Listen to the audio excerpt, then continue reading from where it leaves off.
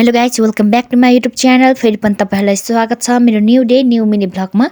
म चाहिँ सन्चै छु। आई होप तपाईँहरू पनि सन्चै हुनुहुन्छ होला। अझ चाहिँ म भोजपुरदेखि घर जाने तर्खर गरिरहेको छु भने अलिक गर्मी पनि थियो अनि यसो सम्झेँ बाटोमा त अलिक जाडो हुन्छ, त्यही भएर मैले चाहिँ हुडी लाउने तर्खर गर्दैछु भने हुडी चाहिँ उल्टो थियो क्या, अनि त्यसलाई सुल्टो यताउति गर्दैछु। मैले चाहिँ फाइनली हुडी लगाइसकेँ भने हुडीमा चाहिँ अलिकति फोहोर रहेछ क्या, अनि यसो पुछेर गएन अनि होस् यत्तिकै हुन्छ, कसले पो हेरिराख्छ भनेर त्यही लाएँ। अनि लगाइसकेपछि चस्मा पनि लाएँ। चस्मामा अलिक फोहोर रहेछ क्या, धुलो। ब्यागमा चाहिँ मैले चस्मा पुस्ने राखेको थिएँ अनि भित्रै राखेँ जस्तो लाग्यो, बाहिर पो राखेको रहेछ।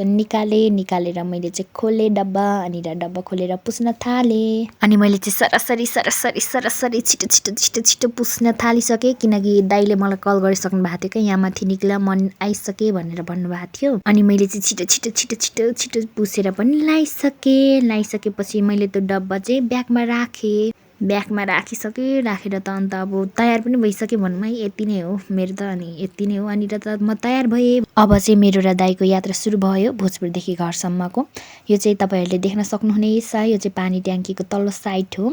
अनि मलाई चाहिँ हेर्नुहोस् है, मलाई पनि आम्मामा हेर्नु अब आएर कपाल त उडाएर के हो, आम्मामा कपाल त गाँठे। यो चाहिँ भोजपुरको भाइरल ठाउँ आई लभ भोजपुर। हामीले चाहिँ यहाँ बिसाउनु पर्ने हुन्छ, किनकि टेबालाई पर्खिनु पर्ने हुन्छ।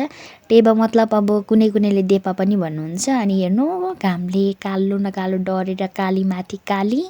अनि त्यहाँदेखि यहाँ चाहिँ दाइले कल गर्नुहुँदै थियो टेबालाई, कहाँ पुग्नु भनेर रिस्पे गर्नुभएको थिएन कल। फाइनली टेबा पनि आइसक्नु भयो भने हामी चाहिँ अहिले होमस्टे पनि पुगिसकेको छौँ। यो घर चाहिँ कसको होइन, एकदमै राम्रो पनि छ। अब चाहिँ हामी यो खोला पुग्यौँ क्या। यो खोलाको नाम के हो ठ्याक्कै मलाई चाहिँ आएन। त्यो खोला काटिसकेपछि एकछिनमा चाहिँ यो पुल आउँछ। त्यो पुल काटिसकेपछि चाहिँ ओभरै जाडो हुन्छ क्या, त्यही भएर मैले हुडीको टोपी पनि लगाएँ। अन्त हामी त अब स्यामसिला पुग्यौँ। स्यामसिला चाहिँ यस्तो छ, तपाईँहरूले देख्न सक्नुहुनेछ। मैले चाहिँ दाइलाई कस्तो यता त कति धेरै जाडो के भन्दै थिएँ क्या। अनि दाइले चाहिँ यता जहिले पनि जाडो हुन्छ भन्नुभयो।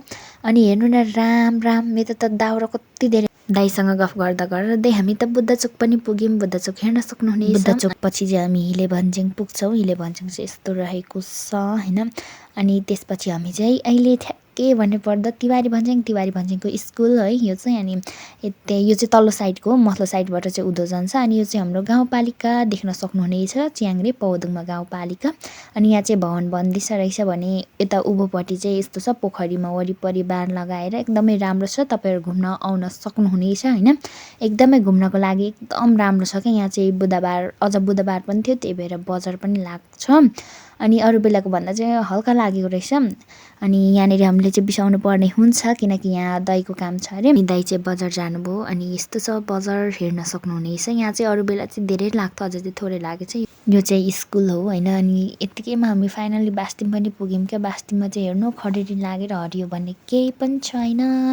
यस्तै है, खडेरीको बेला त सब है, पानी पनि पर्दैन खासै सब। अन्त त्यहाँदेखि हामी उँधो लाग्यौँ। उँधो यस्तो छ होइन, खडेरी लागेर सब के भएको यो। अनि हामी चाहिँ घर पनि पुग्यौँ क्या। अनि घर चाहिँ यस्तो छ होइन। अनि घर पुगेको उभरै गर्मी क्या, आम्मामा कति साह्रो गर्मी। घर पुगेको खुसीमा मैले त दाइ आउनु है भनेर मैले त छोडी आएँ। मामी गर्मी रहेछ। मामी होइन के हो, ढोका सोका लायो अनि। म चाहिँ फाइनली घर पनि पुगेँ होइन। अनि अझलाई यति नै। मन पऱ्यो भने लाइक कमेन्ट सेयर सब्सक्राइब गर्न नभुल्नु होला। By by.